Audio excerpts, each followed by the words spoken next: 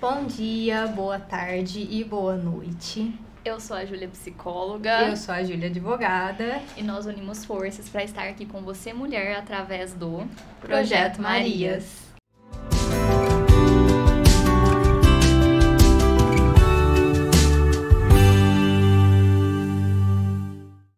É um prazer estar com vocês aqui hoje. Fico muito feliz que você tenha topado vir mais nesse episódio. Eu me convidei. Aí muita gente me falou, então tá bom, fica. Imagina. A gente tá aqui hoje com a Vivi e com a doutora Carol, que elas vão se apresentar para vocês e a gente vai falar um pouquinho sobre as diversas violências obstétricas que as mulheres sofrem. Vamos lá? Sim. Bom, meu nome é Viviane, eu sou doula há quase 2 anos. Eu não conhecia, na verdade, a profissão até eu precisar de uma doula, que eu sou mãe de um menino de 4 anos e eu idealizei um parto um pouco diferente do que costuma acontecer, assim, é um parto normal. E aí eu busquei a ajuda de uma profissional, que seria, né, o meu apoio ali informativo, o apoio emocional. E eu tive uma doula que foi, assim, absolutamente essencial no meu parto. E aquilo me despertou. Eu falei, bom, acho que tem alguma coisa a mais aí pra mim. E eu acabei tendo, querendo ou não, algumas vivências ali durante a minha maternidade que me foi trazendo para esse lado da humanização. Fiz um curso. E agora tô me dedicando aí para conseguir levar o parto mais respeitoso possível para as famílias que me procuram. Eu sou a doutora Carolina Sgalha, sou ginecologista obstetra, né? Sou mãe de Flora e Valentim, tive uma cesariana e um parto normal. Então, vivi os dois lados aí. E sou uma apaixonada pelo parto normal. O que me trouxe pra ginecologia obstetrícia foi um parto normal, né? Porque a primeira vez que eu vi um parto, é uma energia muito boa, né? Pra quem sente que é da vibe da energia, gente, E aí eu lembro que eu tava no 5º ano de faculdade. Eu peguei, olhei e falei assim, nossa, eu quero fazer isso pro resto da minha vida. Só que, meu, GO tem toda essa parte, né? GO, abreviação. Não, mas não tem qualidade de vida, não sei o quê, você vive em função de paciente. E realmente é isso, né? Uhum. Tentei lutar, tentei falar, vou fazer otorrino, vou fazer outra coisa, mas eu decidi na hora que a gente tem que fazer a prova, você tem que fazer o xizinho, né? Qual a especialidade? Eu lembro quando eu fui preencher a prova do SUS, eu falei, cara, o que eu vou botar? Não sei o que. Eu falei, eu vou botar GO. E foi, e assim, graças a Deus, a gente tem muitas dúvidas na vida, mas uma coisa que eu não tenho dúvida na minha vida é de que eu fiz a especialidade certa, assim, me encontro muito feliz e sou uma apaixonada, uma entusiasta do nascimento, né, do acolhimento com a mulher e do parto normal. A Vivi é uma conhecida minha, né? A gente Sim. nunca teve tanto contato, mas enquanto a gente organizava a gravação desse podcast, a gente conversou, né? Pedi ali um áudio para ter uma ideia do que a Vivi gostaria de falar, né? Pra gente estar alinhada e chegar aqui em conformidade com o que vai trazer. E aí eu lembro que eu ouvia o áudio dela, acho que ela mandou um áudio de uns 6 minutos e pouco. Ela mandou o podcast. Já mandou um resumo. Eu vou precisar que vocês me deem uma limitada, porque se deixar eu falar, eu vou falar muito. Eu sei que eu recebi o áudio e eu tive uma semana muito corrida e aí eu levei acho que uns 2 dias pra conseguir sentar e falar, não, agora eu vou me dedicar a isso, porque eu também não gosto de ouvir. Vamos ouvir essa bíblia. Aí eu sentei no meu sofá e coloquei. E aí eu tava ouvindo e eu falei, gente, maravilhosa. Ela tá falando tudo que a gente precisa de fato colocar aqui, né? Que são coisas assim, eu através de alguns estudos mais sociais, né? Que é a minha área, através de documentários que eu assisto e reuniões da comissão da OAB destinada a isso, que a gente participa. Tenho algumas informações que eu gostaria que fossem trazidas aqui, por isso que eu queria saber de você. Uhum. Mas aí você trouxe algumas coisas muito além disso, e eu falei, nossa, foi a pessoa ideal, muito obrigada, Mai, por ter trazido a Vivi aqui. E é isso, gente, estou muito feliz. A doutora Carol tá aqui com a gente novamente. Já foi tava comentando no episódio anterior que foi uma conversa entre amigas, né? Porque a gente... É como se a gente tivesse sentado pra tomar um cafezinho e a gente trocou tanta ideia que 40 minutos passaram assim, ó, voando. Então eu tenho certeza que esse episódio vai ser mais rico ainda, vai ser uma delícia. Muito obrigada novamente por vocês estarem aqui. Obrigada E a vocês. podem começar a contar as histórias malucas aí que vocês estavam contando antes de começar a gravar. Me falando, eu falei, vamos começar a gravar que a gente vai ficar contando todas as histórias, né? Boas ou ruins, né? O espaço é de vocês, menina. Fiquem à vontade. Quer começar? Pode Eu quero começar. começar? Não, você até falou que eu acho assim, o tema é violência obstétrica, né? Isso é uma coisa que nos últimos, não faz muito tempo, é uma coisa recente, né? Que teve esse boom aí na mídia, entre as mulheres, do conhecimento do que é violência, porque todos os dias ainda tem mulher sofrendo violência obstétrica, Sim. né? Mas eu acho que nos últimos anos, eu tenho uma filha vai fazer 7 anos em junho. Quando eu tive a Flora, ainda não tinha todo esse rebuliço que tem hoje. Quando eu fui ter o Valentim, em 2019, já tinha. Tanto que eu fui parir em Ribeirão, gente, eu não parei aqui. De medo do que assim, porque eu sabia que... sabe quando você não se sente seguro? E uma das coisas que a gente precisa pra parir é se sentir segura. Com certeza. Ter um ambiente acolhedor, onde a gente sabe que a gente vai ter as nossas vontades respeitadas. E eu, como obstetra, sei de todas as variáveis possíveis, né? Falei, não tô me sentindo bem aqui. Vou ter que sair. E isso acontece, eu pego muita paciente que começa o pré-natal com o médico, começa a não se sentir segura, ou às vezes não tem ali as expectativas talvez atendidas em relação ao parto, porque realmente quem atende parto normal, de verdade, sem intervenções, de uma maneira respeitosa, e não falando mal de nenhum colega, mas eu acho que é mesmo, é uma linha ali de trabalho, né, que ninguém é obrigado a fazer. Então tem muita mulher que chega no final pra ter esse objetivo. Tem muita mulher que é com vergonha. Ai, mas eu tô fazendo pré-natal com o médico, é meu médico da vida inteira, e não sei o que, como é que eu vou trocar, ou como é que eu vou chegar no plantão e falar pra aquele médico que eu nunca vi, que eu não quero que faça aquilo. Mas eu acho que ao longo dos anos as mulheres foram criando coragem, porque elas foram ouvir. Você põe, né? Isso na internet hoje tá assim, né? Você vai ouvindo relatos e você não quer passar por aquilo. Né? Teve os documentários Renascimento do Parto também, que foi um auge, que tem, pra quem nunca ouviu falar, no Netflix tem Renascimento do Parto 1, 2 e 3. Ali eles abordam, cada um deles tem uma vertente diferente, assim, mas todos falando a mesma coisa, expondo pra todo mundo, né? O que acontecia, que muitas mulheres nem sabiam. Putz, isso aconteceu comigo, eu nem sabia que não podia. Eu nem sabia que era desrespeitoso, né? Então ainda é uma luta muito grande, né? Nós profissionais que trabalhamos com parto normal e trabalhamos de forma... Eu não gosto da palavra humanizada, gente, sabe por quê? Porque nós somos seres humanos, a gente vai ser tratado como? Se não for humanizado. Eu acho que o mínimo, um básico, é ter um atendimento humanizado. É meio óbvio, né? É meio óbvio, né? Então, uma coisa é o parto natural, que é diferente de parto normal, né?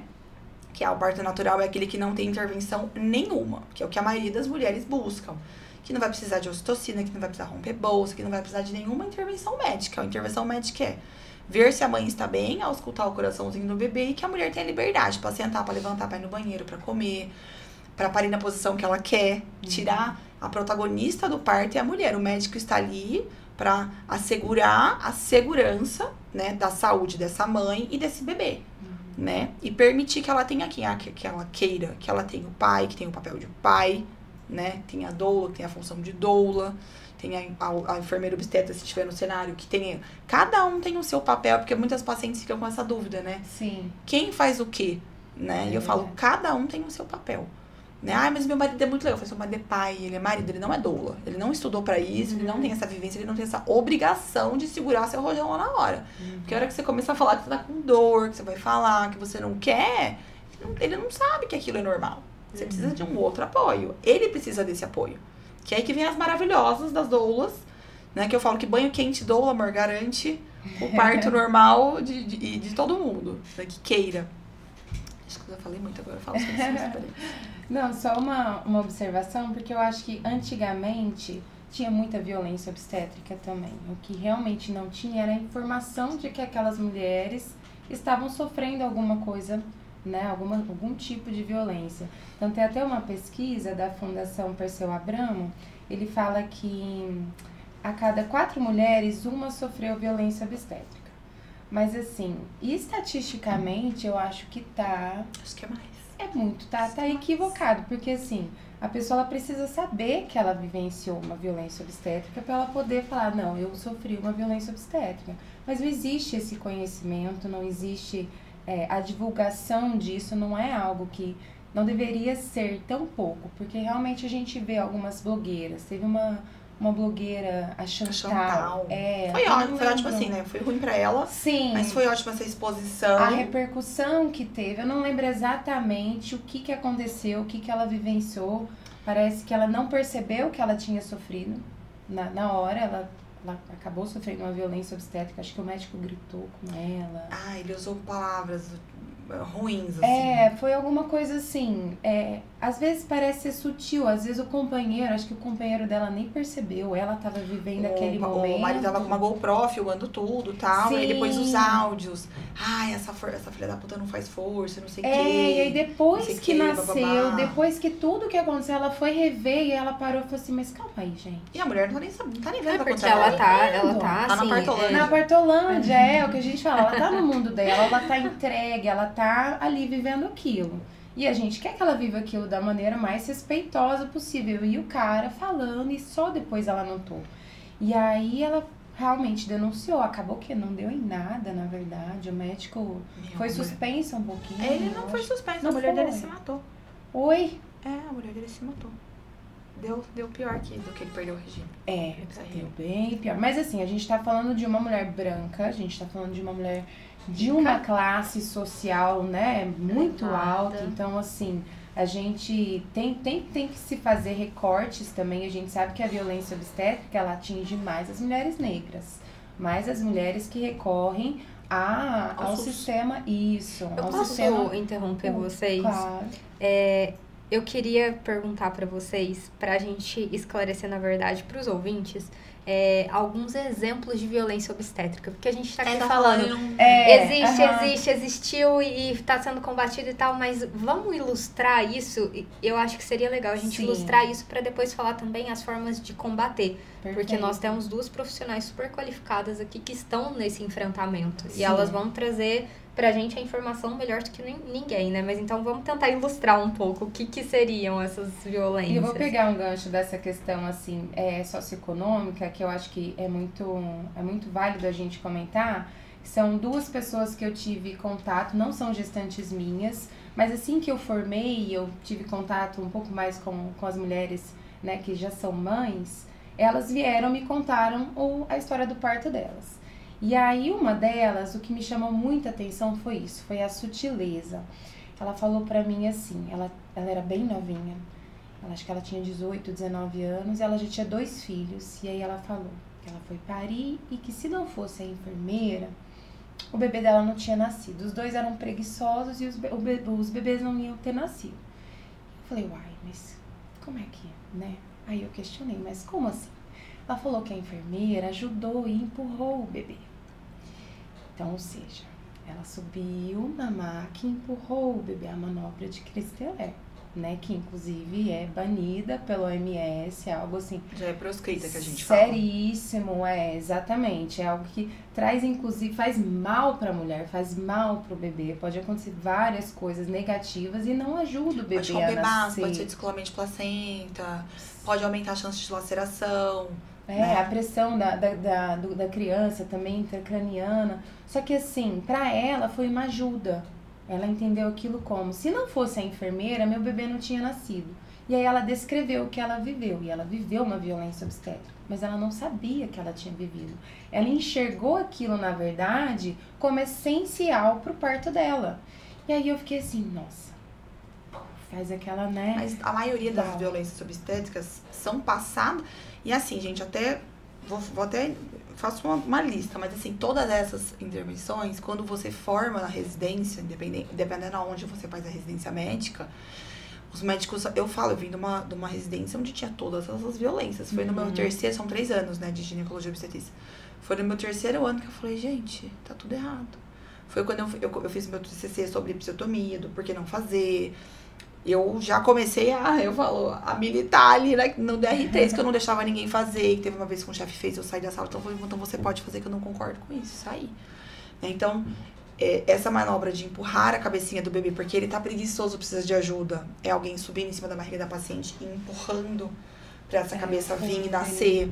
O corte, que é a episiotomia, o piquezinho, que tem que o paciente acha que se não fizer o piquezinho não vai me rasgar inteira, mas eu não vou ficar larga, mas aí o bebê não vai nascer, né? Que é quando o bebê tá coroando, que tá naquele ponto ali, os médicos vão lá e cortam. Cortam o períneo, ó. Cortam ali aquela pele, dar com anestesia ou né? sem, porque amor, aí que assim, o bebê tá lá. Esse movimento da cabecinha do bebê fazendo assim, o períneo é elástico, gente. Ele passa uma criança. Só que acontece, quando você corta, pum, a criança nasce. Então isso abrevia o expulsivo. Então, o preguiçoso não é o bebê, é quem tá fazendo É quem tá fazendo o profissional. Né? E isso pode variar da posição que a mulher tá, né? Então, a violência cristeler, a episiotomia, você obrigar a mulher a posição que ela deve parir, né? É uma violência. Você obrigar a mulher a deitar com as pernas pra cima, amarrar as pernas da mulher. Foi no seu áudio que você falou que a posição de franguinho, foi? Eu falo que é a posição de frango assado, que é essa... a gente fala que é a posição ginecológica, que a mulher, muitas vezes eles deitam essa mulher. Sim. Ela fica reta com a perna pra cima. Quem consegue fazer força assim? Não, e às vezes Você não tem puxo amarram o pé dessa mulher. Pra ela não soltar a perna. Porque ela não essa mulher soltar. precisa fazer força como deitada? Você precisa ser fazendo cocô deitado. E não é Não, fazer fora cocô, mas é que um puxo que a você gente, precisa querendo ou ter. não, a gente tem a gravidade ao nosso favor. Eu sempre falo para as minhas gestantes, movimenta, fica em pé, faz, agacha, porque a gente tem a gravidade, o bebê ele precisa sair. Então, vamos ficar um pouquinho, né, na posição, querendo ou não, vertical, porque que ajuda. Então, você obrigar a mulher à posição que ela tem que parir é uma violência. Você fazer intervenções médicas sem necessidade para acelerar. Então, romper bolsa, a mulher tá com 6 centímetros.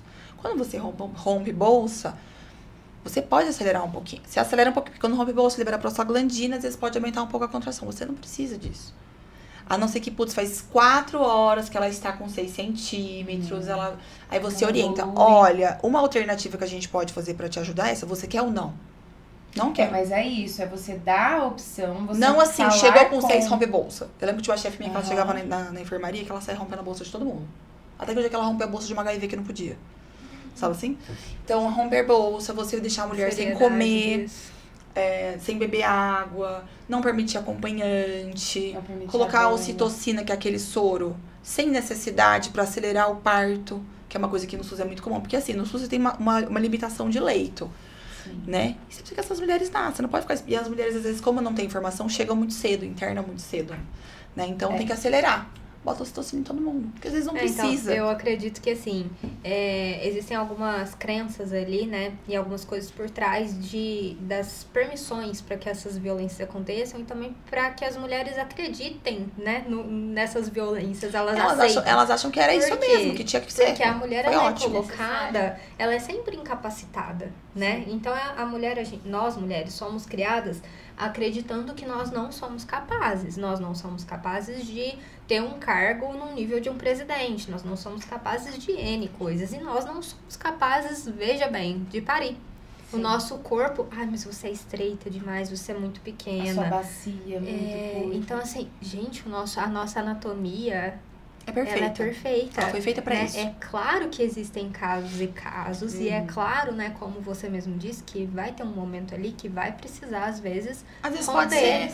Às vezes pode ser que precisa levar o paciente pra uma cesárea. Às vezes pode ser que você precise fazer alguma intervenção. É pra isso que existe o obstetra que tá ali.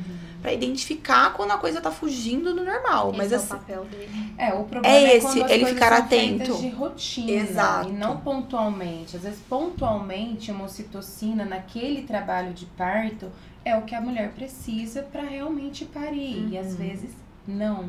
Agora o problema é você fazer isso primeiro. Sistematizar, mas primeiro você não informar, porque é isso que você trouxe. A mulher, ela é enxergada ali no trabalho de parto como incapaz. Ela é incapaz de tomar alguma decisão. Ela está vulnerável? Sim, ela está vulnerável. Mas isso não quer dizer que ela é incapaz. Ela precisa ser informada do que vai ser feito com ela. O corpo é dela. Afinal, o corpo é dela. Então tem também essa questão, é uma violência estrutural, porque a todo momento a mulher, ela querendo ou não, impelida a fazer coisas que a sociedade quer. O corpo não é nosso. Aparentemente, ultimamente, o nosso corpo não é nem nosso. As nossas decisões são questionadas em relação ao nosso corpo. E no momento do parto também, é tudo muito questionado. Então é tipo assim, o médico ele sabe o que é melhor, então ele vai e faz. E aí no final a mulher não sabe o que aconteceu, nem precisava ter feito um pique, por exemplo. O pique, ele realmente, ele é muito comum, é um negócio que E também difícil é tirar comprovado da mulher, cientificamente sim, de que não precisa. é difícil não vai tirar da lacerar mulher mais, que aquilo ele não precisa. Muita gente fala, não, mas deu pique e tal, mas foi rapidinho. E a maioria das vezes é sem anestesia. Deus me livre. E é tão complicado porque se a gente for parar para analisar o que está por trás disso, né? A gente para pensar ali. O hospital, para o hospital, será que não é mais vantajoso você ter exatamente certeza de que horários que vão acontecer todos os partos? Se isso for agendado e feito cirurgicamente, o médico não vai estar, às vezes, na folga dele e alguém vai estar ligando, nossa, rompeu a bolsa, você vai ter que vir aqui. Não, ele sabe que a pessoa vai fazer uma cesárea, então ele tira a folga dele. O hospital tem o horário certo, ele não tem que abrir mão de um negócio, não fica aquela superlotação, aquela coisa, né? Então, tudo flui melhor pro médico, pro hospital. Sim. É mais rentável para eles, né? E aí tudo vai conspirando a favor de que isso aconteça da seguinte forma, você vai mostrando pra mulher que, tentando provar pra mulher que ela não é capaz disso, e você vai incapacitando ela, assim, ó, não mexe, tá? Não faz exercício, tá? Não se movimenta, você tá grávida, né? Aí a mulher fica ali, né? Como se ela estivesse doente, e aí na hora de fazer o parto também ela tá lá deitada na pior posição possível pra criança poder nascer, né?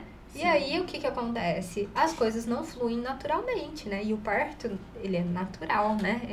O corpo precisa movimentar, a mulher precisa estar segura disso, e tudo isso vai conspirando, né? Não, e as mulheres parem desde que o mundo é mundo, né? A gente teve uma hospitalização do parto ali na década de 80, mas até então nossas avós pariram em casa. E eu não tô falando que, nossa, o hospital, os médicos, os profissionais... Não é isso, mas é o que a Carol vem trazendo. Existem evidências científicas, a gente tem que fazer nosso trabalho baseado nelas. Então, se não tem uma evidência científica que corrobore com o pique, então não faça. Eu aprendi na residência, eu fui ensinada... Se atualize, porque a gente tá no momento, é aquela coisa assim... O GO às vezes está lá no plantão e já atendeu 12 partos. É 12 partos no dia dele, mas é um parto para aquela mulher. É um momento único para aquela família, é o nascimento de uma vida.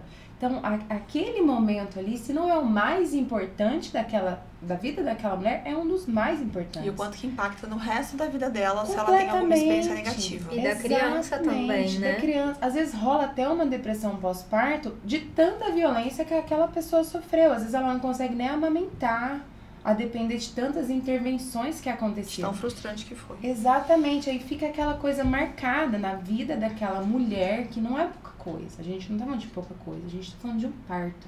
Então, assim, transformar esse momento da maneira mais respeitosa possível para que seja tanto para a criança, tanto para a mulher e para o médico também. Que seja algo, que nem o que a Carol tá falando. Desde sempre ela quis, o TCC dela foi sobre isso. Então, é algo que ela abdicou de várias outras coisas, eu Abdicou imagino. ainda. Exatamente. Mas até um ponto. Só voltando ao que você falou, que eu acho que é importante a gente falar... Em relação ao hospital, a custo, o custo de um parto normal é muito menor que o custo de um parto cesárea. A chance de complicação de um parto normal, que vai onerar o plano depois, é muito menor que uma cesárea. Então pro plano, pro SUS, para toda a parte de custo, é melhor um parto normal. Porque complica menos, porque sangra menos, porque precisa de menos estrutura do hospital, a mulher consegue ter alta mais rápido. Então, do ponto de vista disso aí, o parto normal é melhor. Parte médica, as maternidades têm médico 24 horas. Então, teoricamente, qual o problema? A mulher tá lá, você vai sair do seu plantão, vai ter outro. Aí, uma grande questão, que no Brasil nós somos apegados, né? Que eu falo, latinos somos apegados. E eu sei, porque eu também tive filho, eu tava apegada com a minha médica. Entendo super. Que é diferente nos países de Europa, Estados Unidos, nos países que têm altas taxas de parto normal. Nesses países, as pacientes não têm o parto com o médico do pré-natal. Eles passam com uma equipe e o dia que elas vão no hospital, elas têm com o médico do plantão. Porque aquele médico tá lá, não tá com pressa. Ele não tá deixando de viver, ele tá no horário de trabalho dele. Ele não precisa sair da festa de aniversário do filho para fazer um parto mau horário, por isso que ele quer operar a paciente. Entendeu? Então, são vários fatores que aumentam, que favorecem os obstetras a serem cesaristas. Sim. Porque realmente, do ponto de vista do obstetra, você não pode fazer nada. quando você tem paciente pra nascer. Você não pode beber, você não pode... Você tem que dormir, você tem que estar com o seu celular ligado o tempo inteiro.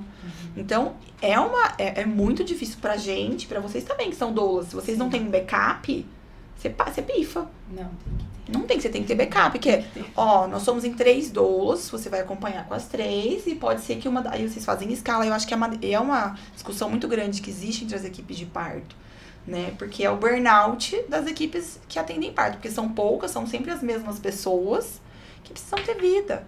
Então, as pacientes também precisam entender que quando elas têm mais opções, a chance de parto normal dela é maior. Né? E a gente tem que conscientizar também os médicos que estão no hospital. E assim, quando vai ter que ganhar com o plantão, depende de onde você vai ganhar. Mas é melhor você ganhar com o plantão do que você ganhar com o seu médico do pré-natal.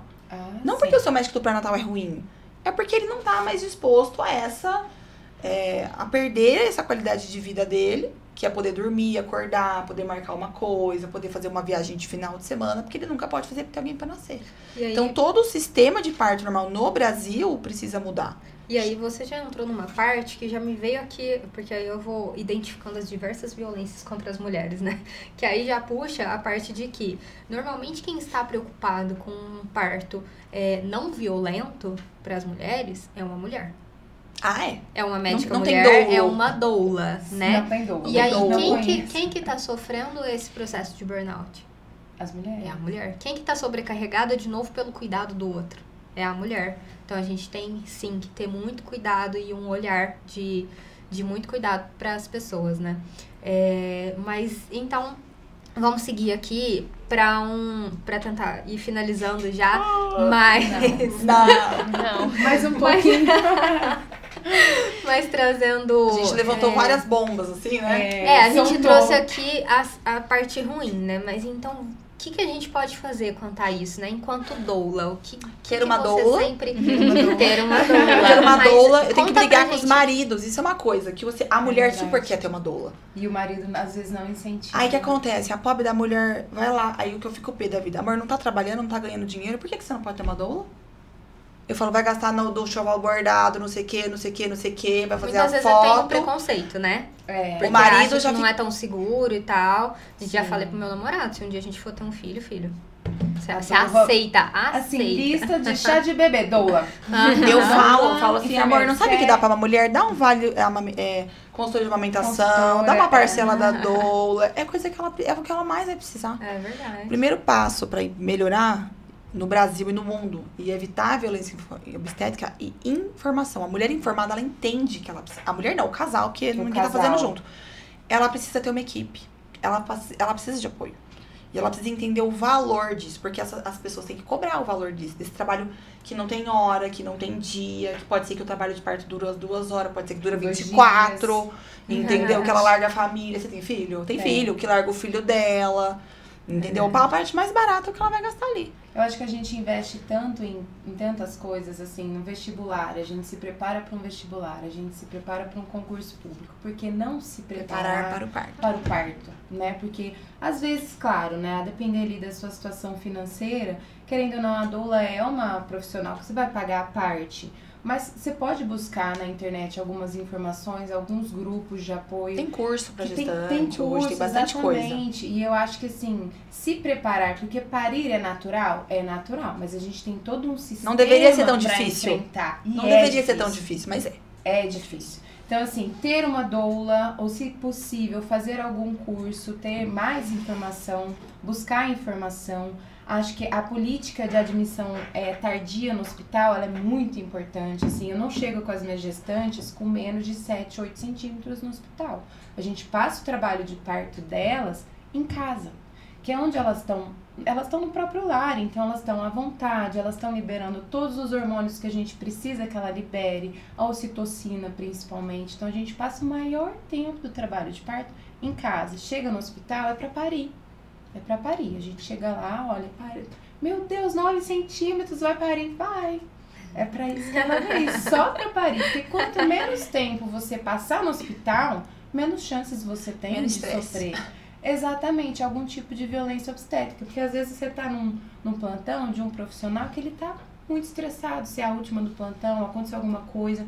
A gente tem toda a subjetividade de todo mundo ali, do médico, do enfermeiro, de como foi o trabalho de parto, como começou ali para aquela gestante na casa dela, a doula, se chegou depois, se chegou, entendeu? Tem toda a subjetividade que eu acho que, assim, tem que ser levada em consideração. Quanto mais tempo a gente passar em casa, melhor. Então, essa é uma das maneiras, assim, melhores de se evitar a violência obstétrica, a informação e chegar no momento oportuno no hospital, claro, com segurança. E né? o que você costuma indicar, assim, para ter um bem-estar ali, né? Porque eu sei que tem todo um trabalho que é feito para a mulher se sentir à vontade, para ela se sentir... No hospital ou em casa?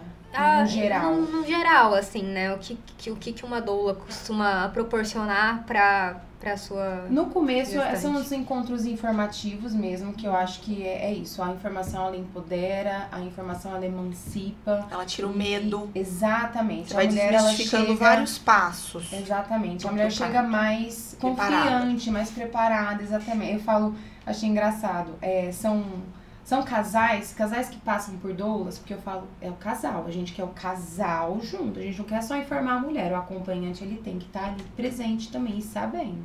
São casais que são questionadores. Então não é aquela coisa, o médico fez alguma coisa, não, tá bom. Não, é um casal questionador, ele vai se fizer alguma coisinha fora ali da curva, não, mas por que, doutor? Mas por que tá acontecendo isso? E isso é muito importante, porque isso deixa aquele casal seguro para aquele momento.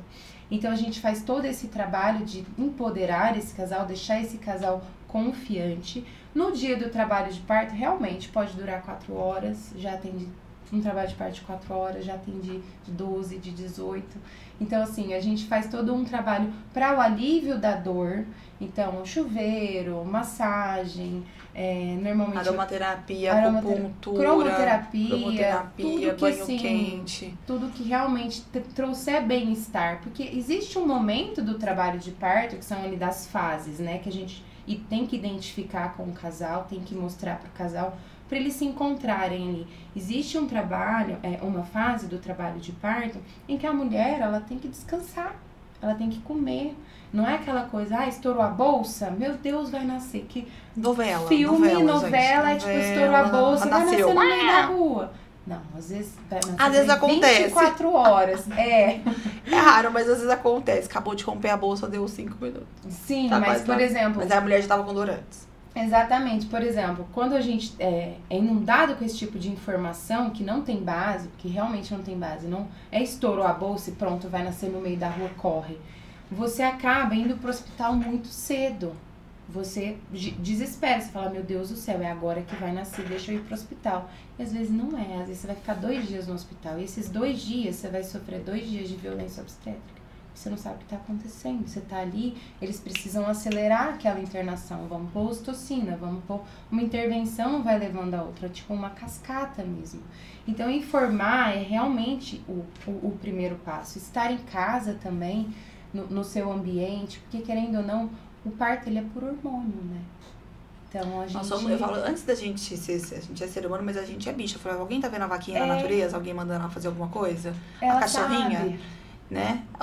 Quando a paciente consegue ter esse contato de perceber o corpo e o que ela quer fazer, ela vai ter sono, que ela precisa descansar, se ela souber. Se ela conseguir controlar a ansiedade, ela vai sentir fome ou ela não vai sentir. Ou ela não vai sentir, exatamente. Ela vai perceber que ela fica melhor no escuro ou não, se ela quer barulho, se ela não quer. Quando a gente dá essa possibilidade da mulher conseguir sentir o que ela precisa, até a posição de parir. Quando a gente deixa a mulher liberta pra ela que escolhe o que ela quer fazer. Porque o bebê, às vezes, precisa de uma maneira pra encaixar, ela precisa fazer. Tem mulher, amor, que fica numa posição, você não tira ela dali. E ela vai sentir, né? Você não tira ela dali. Dela. Tem mulher que não levanta, levanta, quer deitar, outra quer ficar deitada o tempo inteiro. Ela quer ficar ali, tá indo bem, deixa ela ali. Cada um Tem mulher que só quer ficar de 4. Parir. Deixa a mulher ficar de 4. Tem umas que nem querem saber do chuveiro ali na hora. Tem mulher que não quer fica ficar bem. em pé. Tem mulher que não sai do chuveiro. Sabe, as mulheres parem até em pé. E é ela que vai... É o corpo dela quem vai mandar ali na hora. Então, eu acho que ela ter essa liberdade é muito importante. Ela passar esse tempo em casa... Às vezes tem um filho, ganha um beijo do filho, faz um carinho no cachorro, quer fazer alguma comida. Então, assim, identificar também as fases do trabalho de parto e em segurança pro hospital no momento oportuno. E no hospital a gente realmente tenta fazer de tudo para que não exista nenhuma interferência no sentido assim, poxa, se você coloca uma mulher deitada na posição ginecológica, o profissional, qualquer profissional, tem muito acesso ao períneo daquela mulher.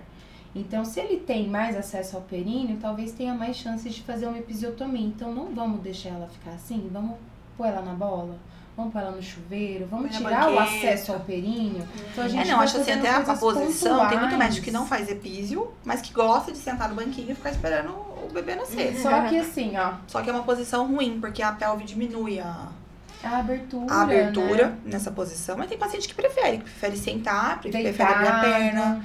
Né? Mas é muito individual, é isso, é o individual. Eu quero parir deitada, mas porque ela quis. Eu quero parir de cócoras, porque ela quis, ela se sentiu assim. Então, acho que falta muito respeito do nascimento, de realmente enxergar o nascimento como algo natural. É realmente algo natural. A gente foi feita para parir. A nossa bacia, ela tem um tamanho ideal para aquele bebê capazes, passar. Mulher né? tem que parir, o bebê Somos sabe nascer. capazes. Pode precisar de ajuda Exatamente. em intervenções? Pode, para diminuir risco, para diminuir sofrimento fetal. A medicina é importante. A medicina evoluiu para garantir que o parto aconteça em segurança, né? Mas assim, é uma minoria que vai dar errado. Se você faz um pré-natal bem feito, se você respeita o momento do nascimento, se você deixa, se essa mulher entende a importância de esperar o tempo do bebê nascer, né? Porque tem aquela coisa, deu 37 semanas, começa. Meu Deus do céu. Deu 39, amor. Todo dia alguém te ligando. 40, então, bebê, você já sabe que vai nascer com problema, Às né? vezes eu falo pras minhas gestantes, mente a sua data provável. Eu falo do pra parto. todas. Não, amor. Fica 3 Finge semanas que- com 36, 3 semanas com exatamente. 37. Já nasceu. Porque tem uma pressão, querendo ou não, Nossa, né? os da pacientes que sociedade, querem partir. mas não nasceu ainda, vai passar da hora. Eu conheço uma fulana que Se a passou mulher- da hora e a criança... história Sempre ruim. tem alguém pra dar um palpite, Não, né, sempre. gente? Ninguém tem É. uma história feliz pra contar pra grávida. Não tem, Meu Deus. Só não história tem. ruim. Isso é verdade. Aí causa um pânico, né? Gente, infelizmente a gente vai ter que caminhar pro fim. E aí, pra finalizar aqui, eu queria enfatizar isso que você falou sobre a questão da informação, principalmente do pai, né? De quem tá ali acompanhando, porque tem até a história que você contou, né? Que o pai tava vendo o médico com a tesoura, ele falou, onde você tá indo com essa tesoura? Onde Então, você vai com essa tesoura? e vocês comentaram sobre a questão de que a mulher, ela tá na partolândia, né? Sim. Então, realmente, o que eu escuto de pessoas, não sou mãe, mas o que eu escuto de pessoas que já tiveram filhos, é que no momento que você tá no parto, você dificilmente está entendendo exatamente o que está acontecendo ao seu redor. Então, a doula e o acompanhante são essenciais nesse momento, né? E aí, uma outra questão que eu queria levantar aqui pra gente finalizar é que eu tenho um amigo médico que ele comentou comigo. Uma vez eu questionei ele, eu falei, como que é, né? Ele trabalha em São Paulo. Aí eu falei, como que é? O que você acha disso? O que você vivencia sobre isso, né? Pra ter uma ideia de quem tá no meio.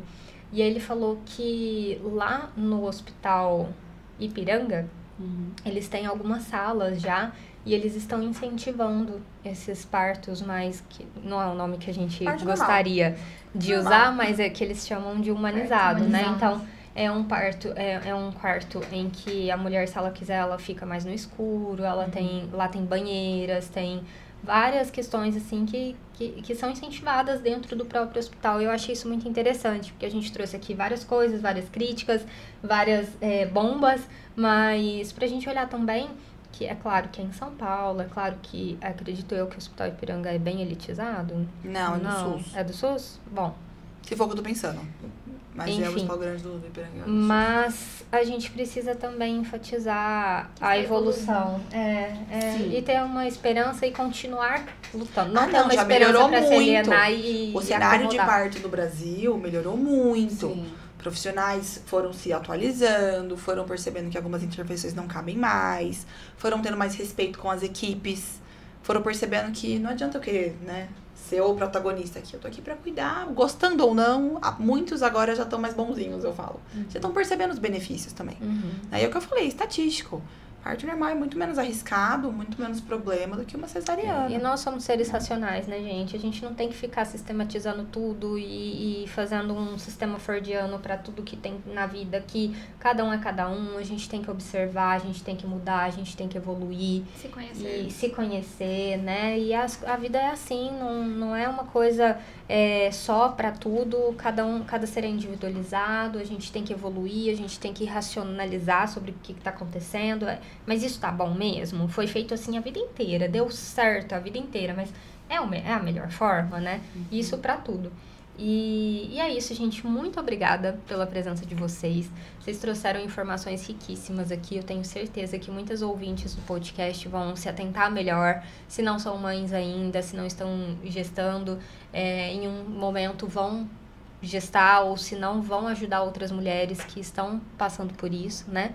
Eu queria que vocês apresentassem o nome do Instagram de vocês, para as pessoas poderem seguir e conhecer o trabalho de vocês.